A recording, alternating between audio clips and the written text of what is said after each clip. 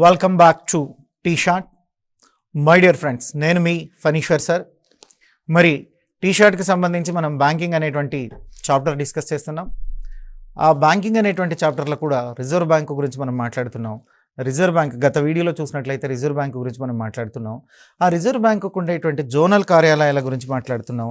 So ఈ zonal కార్యాలయాలు ఎక్కడెక్కడ ఉన్నాయి అంటే కలకత్తా, చెన్నై, ఢిల్లీ, ముంబై అనేటువంటి 4 చోట్ల. అంటే ఆర్బీఐకి భారతదేశంలో జోనర్ కార్యాలయాలు 4 ఉన్నాయి. ఎక్కడెక్కడ ఉన్నాయి అంటే కలకత్తాలో ఉన్నాయి, చెన్నైలో ఉన్నాయి, ఢిల్లీలో ఉన్నాయి, అదే మాదిరిగా ముంబైలో కూడా ఉన్నాయి. ఇవి 4 ఆర్బీఐ యొక్క జోనర్ కార్యాలయాలుగా మనం చెప్తున్నాం. అంటే జోనల్గా సిస్టమ్ చేశారు. ఇక ఆర్బీఐ విషయానికి వస్తే మరి మొట్టమొదటిగా ఆర్బీఐ గవర్నర్గా పనిచేసినటువంటి వారు ఎవరయ్యా అంటే ఓస్ బార్న్ స్మిత్ అంటారు. సో ఓస్ను బార్న్ స్మిత్ అనేటువంటి వారు ఆర్బీఐకి మొట్టమొదటిసారిగా గవర్నర్గా పనిచేశారు. వీరు ఎప్పుడు పనిచేశారయ్యా అంటే 1935 నుంచి 37 మధ్య కాలంలో. సో ఓస్ బార్నర్ అనేటువంటి వారు 35 నుంచి 37 వరకు, అంటే 2 సంవత్సరాల కాలానికి గవర్నర్గా, ఆర్బీఐ గవర్నర్గా వీరు పనిచేయడం అనేటువంటి జరిగింది. వీరినే మనం ఆర్బీఐ మొదటి గవర్నర్గా చెప్తున్నాం. ఏదైతే రిజర్వ్ బ్యాంక్ ఇండియా అనేటువంటిది ఉందో, ఈ రిజర్వ్ బ్యాంక్ ఆఫ్ ఇండియా అన్నటువంటిది 1934 చట్టం ద్వారా 1935లో ఏర్పాటు చేయబడింది.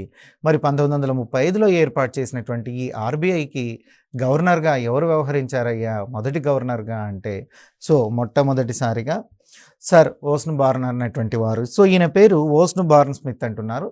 వీరు 1935 నుంచి 37 మధ్య కాలంలో వ్యవహరించడం అన్నటువంటిది జరిగింది.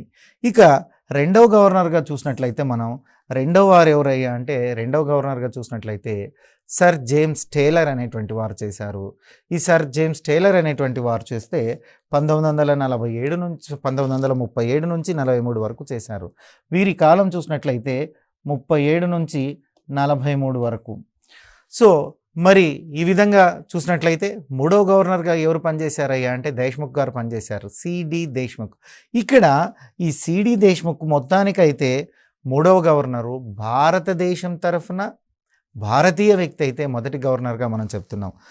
ఆర్బీఐకి మూడవ గవర్నర్ జనరల్గా పనిచేసినటువంటి వారు ఎవరయ్యా అంటే మనం సిడి దేశ్ముఖ్ గారని సమాధానం చెప్పాల్సి ఉంటుంది. ఇదే ప్రశ్నని కొంచెం తిప్పి భారతదేశానికి గవర్నర్గా పనిచేసినటువంటి మొదటి భారతీయుడు ఎవరు అని అడిగితే కూడా సిడి దేశ్ముఖ్. అంటే మొదటి ఇద్దరు, అంతకుముందు మనం చూసినట్లయితే స్మిత్ గారు అయితేనేమి, టేలర్ గారు అయితేనేమి, వీరిరువురు కూడా సో ఇంగ్లాండ్కి చెందినటువంటి వ్యక్తులే. మరి మొట్టమొదటిసారిగా సిడి దేశ్ముఖ్ గారు, అది కూడా ఎప్పుడు కాలం 1943 నుంచి 49 వరకు ఉండేటువంటి 6 సంవత్సరాల కాలానికి వీరు పనిచేశారు. మొదటి భారతీయుడు. మొత్తానికి మూడవ గవర్నర్ జనరల్ భారతీయులతో చూసినప్పుడు మొదటి భారతీయ గవర్నర్ జనరల్. సో వీరు మొదటి భారతీయ గవర్నర్ జనరల్. మరి ప్రస్తుతం చూసినట్లయితే కొన్ని ఈ గవర్నర్ జనరల్కి సంబంధించినటువంటి ముఖ్యమైనటువంటి అంశాల గురించి మనం మాట్లాడుకుంటున్నాం. సో ఈ ముఖ్యమైనటువంటి అంశాల్లో ప్రధానంగా మనం డిస్కస్ చేసేటువంటిది ఏంటయ్యా అంటే ఆర్బీఐ 15th గవర్నర్. ఈ ఆర్బీఐ 15వ గవర్నర్గా చేసినటువంటి వ్యక్తికి కొంత విశిష్టత ఉంది. ఆయన ఆర్బీఐ గవర్నర్గానే కాదు, ప్రధానమంత్రిగా కూడా 10 సంవత్సరాలు పనిచేసినటువంటి వ్యక్తి వారే మన్మోహన్ సింగ్.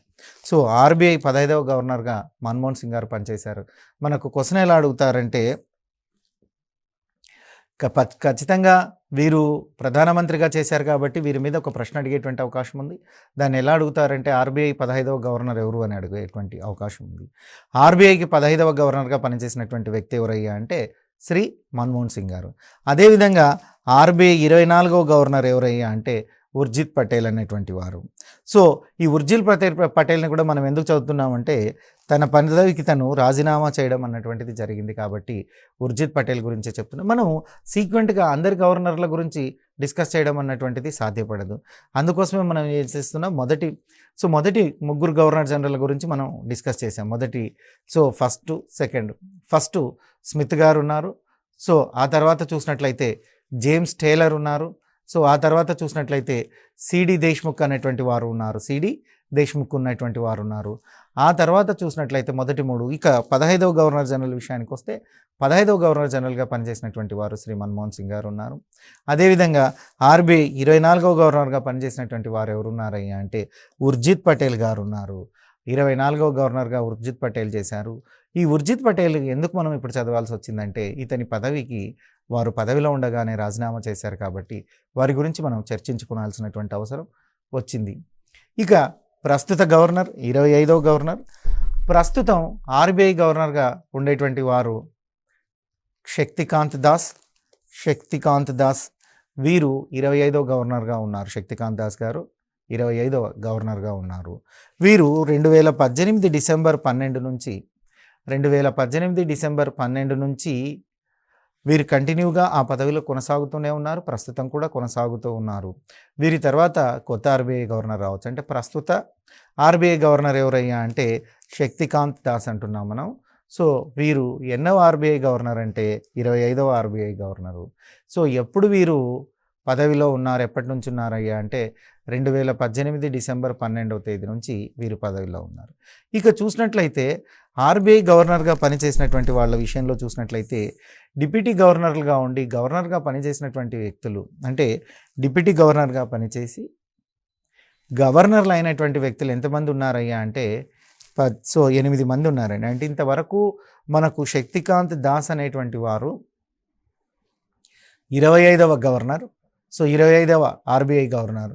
మరి 25 మంది ఆర్బీఐ గవర్నర్లను తీసుకున్నట్లయితే డిప్యూటీ గవర్నర్గా పనిచేసినటువంటి వారు, అంటే డిప్యూటీ గవర్నర్గా పనిచేసి ఆర్బీఐ గవర్నర్గా ఎన్నికైనటువంటి వారు ఎంతమంది ఉన్నారయ్యా అంటే 8 మంది ఉన్నారు.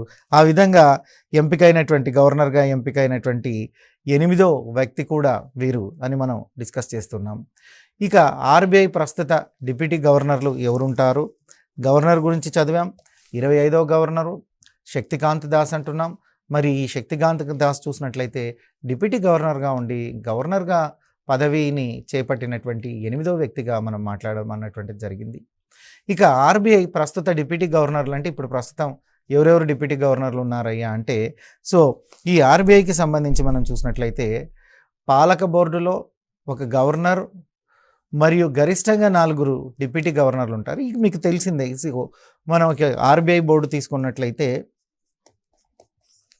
ఒక గవర్నర్ ఉంటారు. ఇప్పుడు ఉండేటువంటి గవర్నరు శక్తికాంత్ దాస్. సో ఈ గవర్నర్ ఉన్నాడు, శక్తికాంత్ దాస్ అంటున్నాం. వారి తర్వాత డిప్యూటీ గవర్నర్లు ఉంటారు. సో ఈ డిప్యూటీ గవర్నర్లు ఎంతమంది ఉంటారయ్యా అంటే ఈ డిప్యూటీ గవర్నర్లు వచ్చేసి దాదాపుగా చూసినట్లయితే గరిష్టంగా 4, అంటే మ్యాక్సిమంగా 4 ఉంచుకునేటువంటి అవకాశం ఉందండి. సో మ్యాక్సిమంగా 4 డిప్యూటీ గవర్నర్గా మనం అపాయింట్ చేసుకోవడానికి అవకాశం ఉంది. మరి ఈ 4 డిప్యూటీ గవర్నర్లను మనం చూద్దాం. ఇక 22 మార్చి వరకు, అంటే మనకు 22 మార్చి నాటికంటే అందుబాటులో ఉండేటువంటి డేటా ప్రకారం చూస్తే 1922 మార్చికి డిప్యూటీ గవర్నర్లు ఎవరెవరు ఉన్నారో చూద్దాం. మీరు ఎగ్జామ్ పోయేటప్పుడు ఎప్పుడు కూడా నేను ఇప్పుడు మార్చి వరకు ఉండేటువంటి డిప్యూటీ గవర్నర్ల గురించి మీతో డిస్కస్ చేస్తున్నాం. మీరు ఇంకా ఈ మధ్యకాలంలో ఎవరైనా డిప్యూటీ గవర్నర్లు మారినట్లయితే వారి గురించి కూడా మనం తెలుసుకోవాల్సినటువంటి అవసరం ఉంది. అందుకోసమే ఈ బ్యాంకింగ్ అనేది కొంత కరెంట్ ఎకానమీకి సంబంధించినటువంటి టాపిక్ కాబట్టి కరెంట్ ఎకానమీ మీద కూడా అభ్యర్థులు కొంత అవగాహనను పెంచుకోవాల్సి ఉంది. ఇక ప్రస్తుతం చూసినట్లయితే ఎంకే జైన్ అనేటువంటి వారు, సో ఎంకే జైన్ అనేటువంటి వారు ఉన్నారు. ఈ ఎంకే జైన్ గారు డిప్యూటీ గవర్నర్గా ఉన్నారు. సో వీరు ఎప్పుడు డిప్యూటీ గవర్నర్గా అపాయింట్ అయ్యారయ్యా అంటే 2018లో వారు డిప్యూటీ గవర్నర్గా అపాయింట్ అయ్యారు. 22/6 అంటే జూన్ 22, 2018వ తేదీ నుంచి సో ఎంకే జైన్ అనేటువంటి వ్యక్తి డిప్యూటీ గవర్నర్గా కొనసాగుతూ ఉన్నారు. మనం ఇప్పుడు 4 డిప్యూటీ గవర్నర్లు అనేటువంటి వారిని చూస్తున్నాం. వారిలో మొదటి వారు ఎవరయ్యా అంటే ఎంకే జైన్.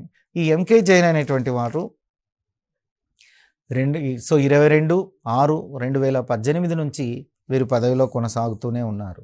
సో 22/6/2018 నుంచి పదవిలో కొనసాగడం అంటూ జరుగుతుంది. మరి వీరి తర్వాత చూసినట్లయితే డాక్టర్ ఎండి పాత్ర అనేటువంటి వారు ఉన్నారు. సో ఎండి పాత్రో హిస్ ప్రొనౌన్సియేషన్. సో ఎండి పాత్ర తప్పేమీ లేదు, ఎండి పాత్రో. సో వీరు ఎప్పటి నుంచి ఉన్నారయ్యా అంటే 2020లో నుంచే ఉన్నారు. 2020 జనవరి 15 నుంచి ఉన్నారు. సో 15వ తేదీ 1వ నెల 2020 నుంచి డాక్టర్ ఎండి పాత్రు గారు ఆ పదవిలో కొనసాగడం అంటూ జరుగుతుంది. ఇక వారి తర్వాత మూడో వారు చూసినట్లయితే ఎం రాజేశ్వరరావు గారు ఉన్నారు. సో వీరు కూడా 2020 నుంచి అంటే 2020 నుంచే వీరు కూడా పదవిలో అంటే డిప్యూటీ గవర్నర్గా కొనసాగుతున్నారు. అక్టోబర్ 9, 2020 నుంచి వీరు డిప్యూటీ గవర్నర్గా కొనసాగడం అంటూ జరుగుతుంది. ఇక వీరి తర్వాత చూసినట్లయితే రవిశంకర్ అనేటువంటి వారు ఉన్నారు. సో వీరు రవి శంకర్ అని మనం చెప్తున్నాం. వీరు మే 3వ తేదీ 2021 నుంచి మే 3వ తేదీ 2021 నుంచి పదవిలో కొనసాగుతూ ఉన్నారు. 2021 నుంచి పదవిలో కొనసాగుతున్నారు. సో డాక్టర్ విఠల్ వి ఆచార్య అనేటువంటి వారు జూలై 23, 2019లో డిప్యూటీ గవర్నర్ పదవికి రాజీనామా చేయడంతో రవిశంకర్ గారిని తీసుకోవడం అన్నటువంటిది జరిగింది. సో ఇటీవల కాలంలో డిప్యూటీ గవర్నర్ పదవికి రాజీనామా చేసినటువంటి వారు ఎవరయ్యా అంటే సో విఠల్ ఆచార్య అంటున్నాం. సో డాక్టర్ విఠల్ వి ఆచార్య. ఇక అదేవిధంగా చూసినట్లయితే ఈ ఆర్బీఐ గురించి మనం మాట్లాడుకునేటప్పుడు ఈ ఆర్బీఐ చరిత్ర చూసినట్లయితే 1974 నుంచి న్యూస్ లెటర్ అనేటువంటి పక్ష పత్రికను ఆర్బీఐ ప్రచురిస్తుంది. సో ఇది ఇంపార్టెంట్. ఆర్బీఐ ప్రకటించేటువంటి పత్రిక ఏదయ్యా అంటే న్యూస్ లెటర్. ఎలాంటి పత్రిక అయ్యా అంటే ఇది పక్ష పత్రిక, అంటే మంత్లీ ఒక మ్యాగజైన్ని ఆర్బీఐ రిలీజ్ చేస్తుంది. ఆ ఆర్బీఐ రిలీజ్ చేసేటువంటి పత్రిక పేరే న్యూస్ లెటర్. ఇది ఎప్పటి నుంచి రిలీజ్ చేస్తుంది అయ్యా అంటే 1974 సంవత్సరం నుంచి రిలీజ్ చేయడం అంటూ జరుగుతుంది. ఈ న్యూస్ లెటర్ పత్రిక గురించి మన గతంలో కూడా ఎగ్జామ్లో క్వశ్చన్స్ అడగడం అన్నటువంటిది జరిగింది. ఆర్బీఐ ప్రచురించే పత్రిక పేరు అడగొచ్చు, న్యూస్ లెటర్. అదేవిధంగా ఎప్పటి నుంచి ఈ న్యూస్ లెటర్ అనేటువంటి పత్రికను ఆర్బీఐ ప్రచురిస్తుందని అడగొచ్చు. అది 1974 నుంచి ప్రచురిస్తుంది. అదేవిధంగా మనం చూసినట్లయితే దీనికి సంబంధించినటువంటి అంశాలు చూస్తే ఈ ఎలాంటి పత్రిక న్యూస్ లెటర్ అని అడిగితే అది పక్షపత్రిక అని మనం చెప్పొచ్చు. ఇక ఆర్బీఐ ప్రతి సంవత్సరము కరెన్సీ మరియు ఫైనాన్స్ అనేటువంటి ఒక పుస్తకాన్ని కూడా ముద్రించి రిలీజ్ చేస్తుంది. ఇది సంవత్సరంలో ఒక్కసారి రిలీజ్ చేస్తుంది, అంటే ఎవ్రీ ఇయర్ ప్రతి సంవత్సరం రిలీజ్ చేస్తుంది. అదేంటయ్యా బుక్ అంటే కరెన్సీ మరియు ఫైనాన్స్ అనేటువంటి పుస్తకాన్ని ముద్రిస్తుంది. కరెన్సీ మరియు ఫైనాన్స్ అనేటువంటిది ముద్ర. న్యూస్ లెటర్ అనేటువంటి పత్రికను ఎవ్రీ మంత్లో సో ప్రతి మంత్కి ఒకసారి రిలీజ్ చేస్తుంది. అదేవిధంగా ఇయర్లీ వన్స్ సంవత్సరానికి ఒకసారి కరెన్సీ మరియు ఫైనాన్స్ అనేటువంటి ఒక పుస్తకాన్ని కూడా ముద్రిస్తుంది. ఆ సంవత్సరంలో పర్టికులర్గా ఏ సంవత్సరం అయితే ముద్రిస్తుందో ఆ సంవత్సరంలో కరెన్సీకి ఫైనాన్స్కి సంబంధించినటువంటి అన్ని అంశాలను అందులో డిస్కస్ చేయడం అంటూ జరుగుతుంది. ఇకపోతే ఆర్బీఐ యొక్క ప్రధాన కార్యాలయం మనం చూసినట్లయితే ఇది ముంబైలో ఉంటుంది. సో ఈ ఆర్బీఐ యొక్క ప్రధాన కార్యాలయానికి సంబంధించినటువంటి అంశాలను మనం తెలుసుకుందాం. ఈ ఆర్బీఐ ప్రధాన కార్యాలయం ఎక్కడ ఉంటుందయ్యా అంటే సో ముంబైలో ఉంటుంది. మొత్తం ద్రవ్య మార్కెట్లో లేదా బ్యాంకింగ్ వ్యవస్థలో అత్యున్నతమైనటువంటి వ్యవస్థ ఆర్బీఐ అని మనకు తెలుసు. సో దేశంలో అది బ్యాంకింగ్ వ్యవస్థ కావచ్చు, ద్రవ్య సంబంధిత మార్కెట్ వ్యవస్థ కావచ్చు, వీటిలో అపెక్స్ సో అత్యున్నతమైనది లేదా అన్నిటికన్నా పెద్దది ఏదయ్యా అంటే ఆర్బీఐ మనం చెప్పొచ్చు. మరి ఆర్బీఐ గవర్నర్ ఎవరి చేత నియమించబడతాడయ్యా అంటే కేంద్ర ప్రభుత్వం చేత నియమించబడతాడు. సో ఆర్బీఐ గవర్నర్ అనేటువంటి వాడు కేంద్ర ప్రభుత్వం చేత నియమించబడతాడు. పదవీ కాలం ఎంత ఉందయ్యా అంటే సాధారణంగా 5 సంవత్సరాలు ఉంటుంది. గరిష్టంగా ఆర్బీఐ గవర్నర్ యొక్క పదవీ కాలము ఆర్బీఐ గవర్నర్ యొక్క పదవీ కాలం మీద కూడా మనం ప్రశ్న అడగవచ్చు. ఆర్బీఐ గవర్నర్ పదవీ కాలం ఎన్ని రోజులు అయ్యా అంటే సాధారణంగా 5 సంవత్సరాల వరకు ఉంటుంది. 1 రూపాయి నోటు తప్ప 2 రూపాయల నోటు నుంచి 1000 రూపాయల నోటు వరకు ఆర్బీఐ ముద్రిస్తుంది. ఈ 1 రూపాయి నోటును మాత్రం ఆర్బీఐ ముద్రించదండి. సో నోటు తప్ప మిగతా అన్ని నోట్లు కూడా అంటే 2 రూపాయల నోటు దగ్గర నుంచి 1000 రూపాయల నోటు వరకు ఉండేటువంటి అన్ని రకాలైనటువంటి నోట్లను కూడా ఆర్బీఐ ముద్రిస్తుంది. కొన్ని నోట్లపైన ఆర్బీఐ గవర్నర్ సంతకం ఉంటుంది, కానీ 1 రూపాయి నోటు పైన మాత్రం కేంద్ర ఆర్థిక కార్యదర్శి సంతకం ఉంటుంది. వెరీ వెరీ ఇంపార్టెంట్ బిట్ ఇక్కడ. సో 1 రూపాయి నోటు మీద తప్ప అన్ని రూపాయి నోట్ల మీద ఆర్బీఐ యొక్క గవర్నర్ యొక్క సంతకం ఉంటుందండి. కానీ ఒక్క రూపాయి నోటు పైన ఉండదండి. ఈ ఒక్క రూపాయి నోటు పైన ఎవరి సంతకం ఉంటుందయ్యా అంటే కేంద్ర ఆర్థిక శాఖ కార్యదర్శి సంతకం అన్నటువంటిది ఉంటుంది. సో ఒక్క రూపాయి నోటు పైన కేంద్ర ఆర్థిక శాఖ కార్యదర్శి సంతకం అనేటువంటిది ఉంటుంది. మిగతా విషయాల్లో చూస్తే అన్ని నోట్లపైన ఆర్బీఐ గవర్నర్ సంతకం ఉంటుంది. అన్ని నోట్లపైన చూసినట్లయితే ఆర్బీఐ గవర్నర్ సంతకం అన్నటువంటిది ఉంటుంది. ఇక 1994లో చూసినట్లయితే ఒక రూపాయి నోటు ముద్రణను ప్రభుత్వం వారు 1994లో నిలిపివేయడం అన్నటువంటిది జరిగింది. సో ఈ ఒక రూపాయి ముద్రణను చూసినట్లయితే 94లో ముద్రించడం ఆపేసి తిరిగి 2015లో నూతనంగా కొత్త రూపాయి నోటును ముద్రించడం అన్నటువంటిది జరిగింది. 2015లో రూపాయి నోటును తిరిగి ముద్రించడం అన్నటువంటిది జరిగింది. సో మ్యాక్సిమం చూసినట్లయితే 1994లోనే రూపాయి ముద్రణ అన్నటువంటిది ప్రభుత్వం వారు నిలిపివేశారు. ఆ తర్వాత మరలా తిరిగి 2015 నుంచి చూసినట్లయితే ఒక నూతన రూపాయి నోటు అన్నటువంటి దాన్ని ముద్రిస్తూ ఉన్నారు. ఇక ఆర్బీఐ మొదటి గవర్నర్లో మనం చూసినట్లయితే వీటి గురించి మనం డిస్కస్ చేసాం. సో బార్న్ స్మిత్ గారు ఉన్నారు మొదటి గవర్నర్. అదేవిధంగా చూసినట్లయితే దేశ విభజన కాలంలో పనిచేసి మరి ఇండియా పాకిస్తాన్ల మధ్య పనిచేసినటువంటి వారు ఎవరన్నటువంటిది కానీ చూసాం. ఎక్కువ కాలం ఆర్బీఐ గవర్నర్గా పనిచేసినటువంటి వారు. సో ఈ విధంగా 15వ గవర్నర్ని చూసినట్లయితే మనకు తెలుసు. 15వ గవర్నర్ దగ్గర నుంచి మనం చూసినట్లయితే 15వ గవర్నర్ ఎవరున్నారయ్యా అంటే మన్మోహన్ సింగ్ గారు ఉన్నారు. ఆ తర్వాత చూసినట్లయితే 14వ ఆర్థిక సంఘం యొక్క చైర్మన్గా పనిచేసి ఆర్బీఐ గవర్నర్గా పనిచేసినటువంటి వారు వేణుగోపాల్ రెడ్డి గారు. 15వ ఆర్థిక సంఘంలో సభ్యుడిగా పనిచేసినటువంటి వారు శక్తికాంత్ దాస్. ఇక అసలైనటువంటిది చూసినట్లయితే ఆర్బీఐ విధుల గురించి మనం డిస్కస్ చేయాలి. ఆర్బీఐ విధులు. సో కేంద్ర బ్యాంకు విధులను విస్తృతంగా కింది విధంగా మనం చర్చించవచ్చును. సో ఆర్బీఐనే మనం ఏమంటున్నాం? కేంద్ర బ్యాంకు అంటున్నాం. సెంట్రల్ బ్యాంక్ ఆఫ్ ఇండియా భారతదేశం యొక్క కేంద్ర బ్యాంకు అంటున్నారు.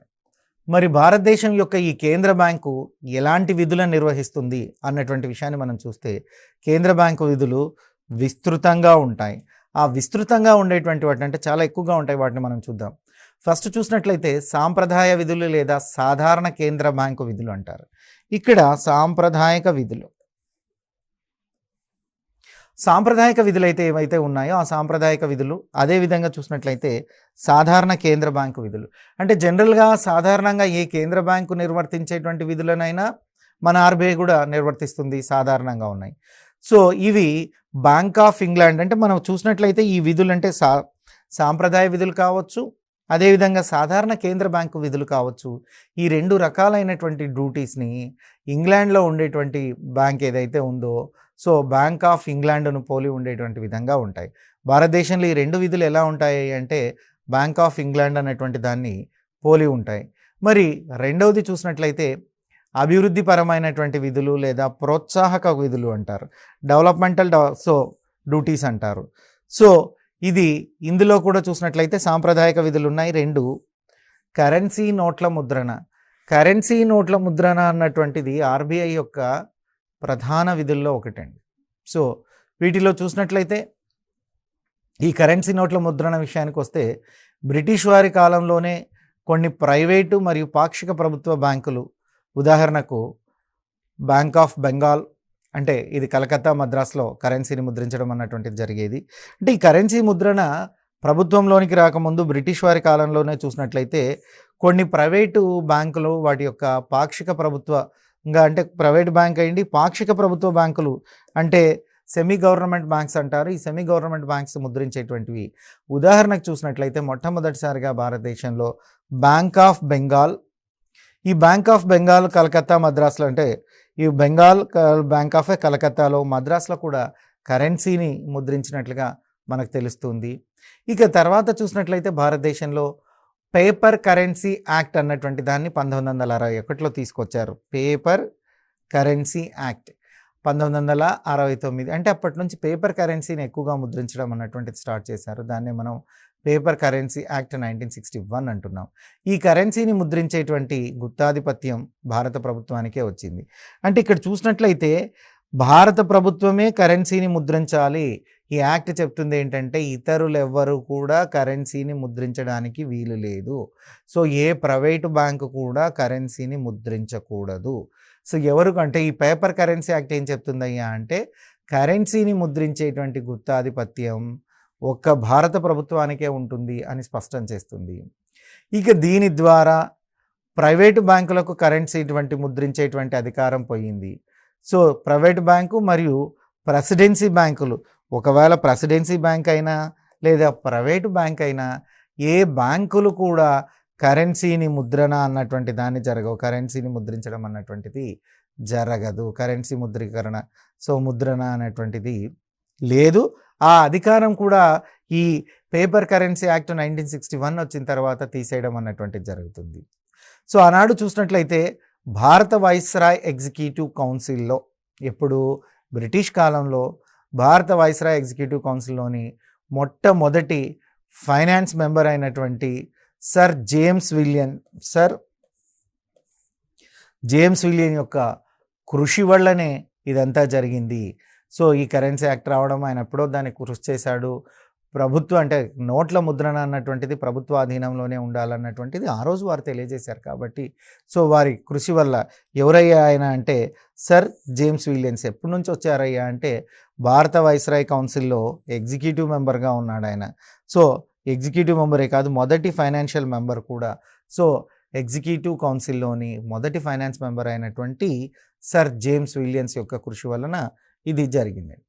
తర్వాత చూసినట్లయితే 1930 ఏప్రిల్ 1న ఆర్బీఐ ఏర్పడే నాటికి, సో ఆర్బీఐ ఏర్పడేటువంటి అంతవరకు కరెన్సీ నోట్లను అప్పటి భారత ప్రభుత్వం జారీ చేసేది. సో అంటే 1935లో ఆర్బీఐ ఏర్పడింది. మరి ఆర్బీఐ ఏర్పడడానికి బిఫోర్ సో ఎవరయ్యా నోట్లను ముద్రించేది అంటే ఈ కరెన్సీ నోట్లను భారత ప్రభుత్వం జారీ చేసేదండి.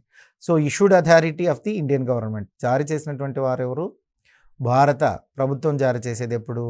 1935 ఏప్రిల్ 1కి ముందు ఆర్బీఐ ఏర్పడేటువంటి అంతవరకు కరెన్సీ నోట్లను అప్పటి భారత ప్రభుత్వం జారీ చేసేది. ఇక 1940 ఆగస్టులో యుద్ధకాలంలో చూసినట్లయితే రూపాయి నోటును భారత ప్రభుత్వం తిరిగి జారీ చేయడం అన్నటువంటిది జరిగింది. రూపాయి నోటును జారీ చేశారు. అయితే ఈ నోటును నాణ్యం హోదాలో జారీ చేయడం అన్నటువంటిది జరిగింది. అంటే కాయిన్ రూపంలో చేశారు. 94 వరకు కూడా కాయిన్స్ ఉన్నాయండి, 1 రూపీ కాయిన్స్. ఇప్పుడు కూడా 1 రూపీ కాయిన్ రూపంలో కూడా మనకు అవైలబిలిటీ ఉంది. సో అది అప్పటి నుంచి వచ్చింది. ఇక 1994 వరకు చూసినట్లయితే భారత ప్రభుత్వం రూపాయి నోటుని, అంటే ఎప్పుడో 40 నుంచి భారత ప్రభుత్వం 94 వరకు రూపాయి నోటును జారీ చేస్తూనే వస్తూ ఉంది. 94లో సో రూపాయి నోటును రద్దు చేసింది. మళ్ళీ తిరిగి 2015లో, సో మళ్ళీ తిరిగి 2015లో కొత్త రూపాయి నోటును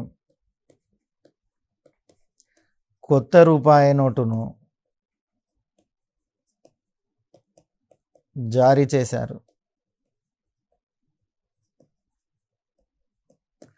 కొత్త రూపాయి నోటును జారీ చేయడం అన్నటువంటిది జరిగింది. ఇక ఆర్బీఐ యాక్ట్ 1934, భారత రిజర్వ్ బ్యాంక్ చట్టము 1934.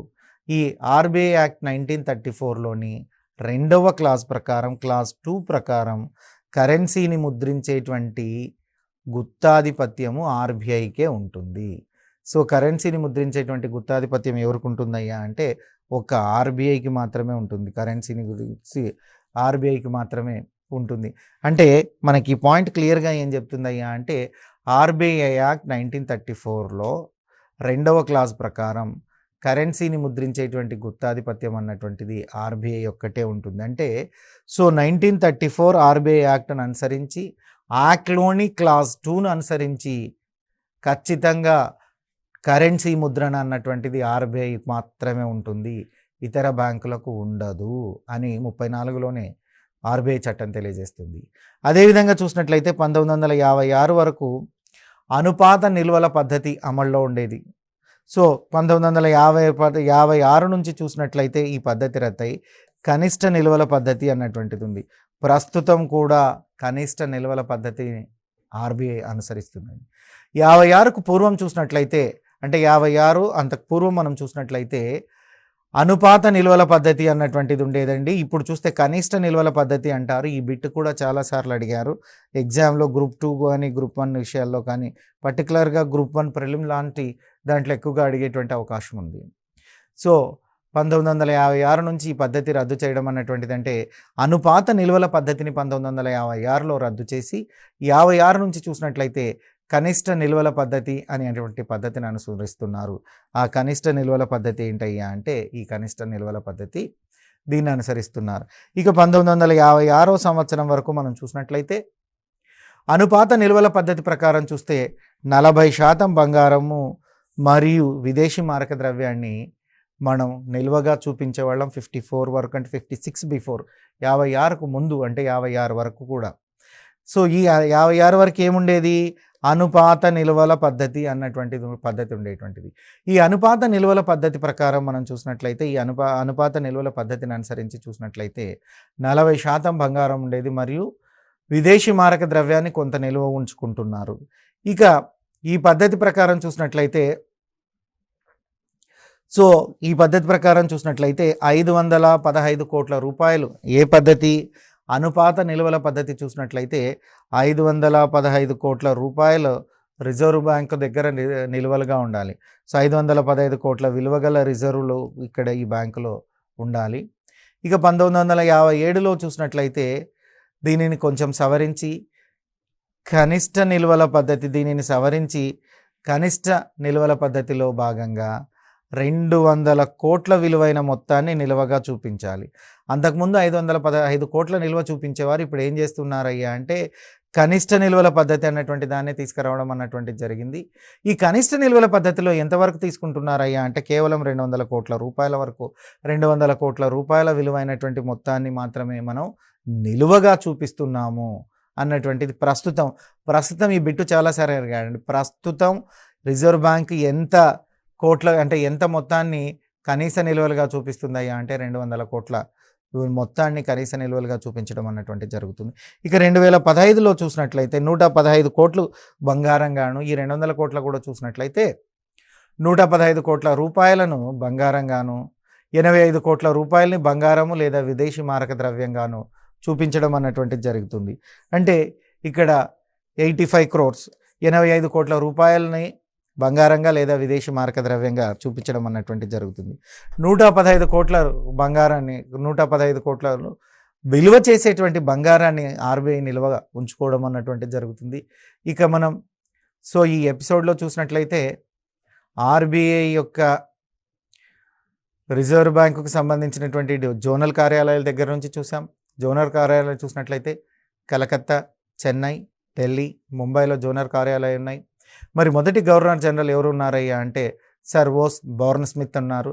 ఈ ఓస్ బార్న్ స్మిత్ 35 నుంచి 37 వరకు పనిచేయడం అన్నటువంటి జరిగింది. ఇక రెండవ గవర్నర్ ఎవరున్నారయ్యా అంటే సర్ జేమ్స్ టేలర్ అనేటువంటి వారు ఉన్నారు. ఈ సర్ జేమ్స్ టేలర్ అనేటువంటి వారు 1937 నుంచి 43 వరకు పనిచేశారు. వారి తర్వాత మూడవ గవర్నర్ జనరల్గా దేశ్ముఖ్ గారు వచ్చారు, సిడి దేశ్ముఖ్ గారు. వీరు ఓవరాల్గా మూడో గవర్నర్ జనరల్ అయితే మొదటి భారతీయ గవర్నర్ జనరల్గా పనిచేసినటువంటి వ్యక్తి. భారతదేశం నుంచి గవర్నర్ జనరల్గా పనిచేసినటువంటి మొదటి వ్యక్తి ఎవరయ్యా అంటే సిడి దేశ్ముఖ్ గారు అని చెప్తున్నాము. వీరు ఏ కాలానికి పనిచేశారయ్యా అంటే 1943 నుంచి 1949 వరకు వీరు పనిచేయడం అన్నటువంటిది జరిగింది. అదేవిధంగా ఆర్బీఐ 15వ గవర్నర్గా చూసినట్లయితే డాక్టర్ మన్మోహన్ సింగ్ గారు పనిచేయడం అన్నటువంటిది జరిగింది. ఇక ఆర్బీఐ 24వ గవర్నర్గా పనిచేసినటువంటి వ్యక్తి ఎవరయ్యా అంటే ఉర్జిత్ పటేల్. ఈ ఉర్జిత్ పటేల్ అనేటువంటి వారు పదవిలో ఉండగానే రాజీనామా చేయడం అన్నటువంటిది జరిగింది. ఇక ప్రస్తుతం చూసినట్లయితే శక్తికాంత్ దాస్ అనేటువంటి వారు ఉన్నారు. వీరు 25వ ఆర్బీఐ గవర్నర్గా ఉన్నారు. 2018 డిసెంబర్ 12వ తేదీ నుంచి వీరు పదవిలో కొనసాగుతున్నారు. ఇక 4 డిప్యూటీ గవర్నర్స్ ఉంటారు ఆర్బీఐకి. అందులో మొదటివాడు ఎంకే జైన్, ఇక రెండోవాడు చూసినట్లయితే డాక్టర్ ఎండి పాత్రో, మూడోవారు ఎం రాజేశ్వరరావు, నాలుగో వారు ఎవరయ్యా అంటే టి రవిశంకర్ గారు ఉన్నారు. వీరితో పాటుగా చూసినట్లయితే ఇటీవల రిజైన్ చేసినటువంటి వారు ఎవరైతే విఠల్ వి ఆచార్య అనేటువంటి వారు డిప్యూటీ గవర్నర్ పదవికి రిజైన్ చేశారు. ఆ తర్వాత చూస్తే 74 నుంచి ఆర్బీఐ న్యూస్ లెటర్ అనేటువంటి ఒక పక్షపత్రికను రన్ చేస్తూ ఉంది. అదేవిధంగా సంవత్సరానికి ఒకసారి కరెన్సీ మరియు ఫైనాన్స్ అనేటువంటి పుస్తకాన్ని కూడా ఆర్బీఐ విడుదల చేయడం అన్నటువంటిది జరిగింది. ఇక ఆర్బీఐ ప్రధాన కార్యాలయంలోని మనం చూసినట్లయితే ముంబైలో ఉంటుంది. ఇక ఆర్బీఐ గవర్నర్ జనరల్ని అంటే ఆర్బీఐ ఎవరైతే గవర్నర్ ఉన్నారో ఈ ఆర్బీఐ గవర్నర్ను కేంద్ర ప్రభుత్వం నియమించడం అన్నటువంటి జరుగుతుంది. మరి వీరికి ఆర్బీఐ గవర్నర్కి గరిష్టంగా పదవి కాలం చూసినట్లయితే 5 సంవత్సరాల వరకు ఉంటుంది. ₹1 నోటు తప్ప మిగతా అన్ని రూపాయల నోట్లను ఆర్బీఐయే ప్రింట్ చేస్తుంది. అన్ని రూపాయి నోట్లను ఆర్బీఐ ప్రింట్ చేసినప్పటికీ ₹1 నోటు పైన చూస్తే కేంద్ర ఆర్థిక కార్యదర్శి ఎవరైతే ఉన్నారో కేంద్ర ఆర్థిక కార్యదర్శి వారి యొక్క సంతకం ఉంటుంది. మరి భారతదేశంలో చూసినట్లయితే 1994లో రూపాయి నోట్ని ముద్రించడాన్ని నిలిపివేశారు. ఆ తర్వాత తిరిగి 2015లో నూతన రూపాయి నోటును ముద్రించడం అన్నటువంటిది జరుగుతుంది. ఇక ఆర్బీఐకి సంబంధించి చూస్తే 15వ గవర్నర్ మన్మోహన్ సింగ్ గారు, 14వ ఆర్థిక సంఘం చైర్మన్గా పనిచేసినటువంటి ఆర్బీఐ గవర్నర్ ఎవరయ్యా అంటే వైవి వేణుగోపాల్ రెడ్డి గారు. 15వ ఆర్థిక సంఘంలో సభ్యునిగా పనిచేసినటువంటి ఆర్బీఐ గవర్నర్ ఎవరయ్యా అంటే శక్తికాంత్ దాస్. ఇక ఆర్బీఐ విధులు చూసినట్లయితే సాంప్రదాయ విధులు, కేంద్రక విధులు, కేంద్ర బ్యాంక్ ఏదైతే ఉందో ఆ కేంద్ర బ్యాంకు అంటే ఇంగ్లాండ్లో ఉండేటువంటి కేంద్ర బ్యాంకును పోలి ఉంటాయి. తర్వాత చూసినట్లయితే సాంప్రదాయక విధుల్లో మొదటిది కరెన్సీ ముద్రణ అంటున్నాం. సో గతంలో చూసినట్లయితే బ్రిటిష్ కాలంలో కొన్ని ప్రైవేటు మరియు పాక్షిక ప్రభుత్వాలకు కరెన్సీని ముద్రించేటువంటి హక్కు ఉండేది. బ్యాంక్ ఆఫ్ బెంగాల్ వీరు కలకత్తా, మద్రాసులో కరెన్సీని ముద్రించేవారు. తర్వాత చూసినట్లయితే పేపర్ కరెన్సీ యాక్ట్ అనేటువంటిది 1961లో వచ్చింది. ఈ పేపర్ కరెన్సీ యాక్ట్ అన్నటువంటిది వచ్చిన తర్వాతనే ప్రభుత్వానికి ముద్రించడం అంటే నోట్ల ముద్రణ అన్నటువంటిది గుత్తాధిపత్యంలోకి వచ్చింది. తర్వాత చూసినట్లయితే 1935 నుంచే ఆర్బీఐ నోట్లను అంటే 1935కు ముందు చూసినట్లయితే ఆర్బీఐ ఏర్పడడానికి ముందు చూసినట్లయితే ఆనాటి భారత ప్రభుత్వమే నోట్లను జారీ చేసేది. 1940 ఆగస్టులో యుద్ధకాలంలో ₹1 నోట్ను భారత ప్రభుత్వం జారీ చేయడం అన్నటువంటిది జరిగింది. ఇక 94 వరకు ₹1 నోట్ను కంటిన్యూ చేయడం అన్నటువంటిది జరిగింది. ఇక చూస్తే ఆర్బీఐ ప్రస్తుతం చూసినట్లయితే కనిష్ట నిల్వల పద్ధతిని అనుసరిస్తుంది. ఈ కనిష్ట నిల్వల పద్ధతిలో చూసినట్లయితే 200 కోట్ల రూపాయల వరకు ఉంటాయి. అందులో 115 కోట్ల బంగారము, 85 కోట్ల బంగారము లేదా విదేశీ మారక ద్రవ్యము అన్నటువంటిది ఉంటుంది. ఇక రాబోయే ఎపిసోడ్లో టంకశాలల గురించి, ఎక్కడెక్కడ టంకశాలలు ఉన్నాయి, ముద్రించేటువంటివి ఉన్నాయి, వాటి గురించి తెలుసుకుందాం. Thank you. మీ Phaneeshwar sir from T short.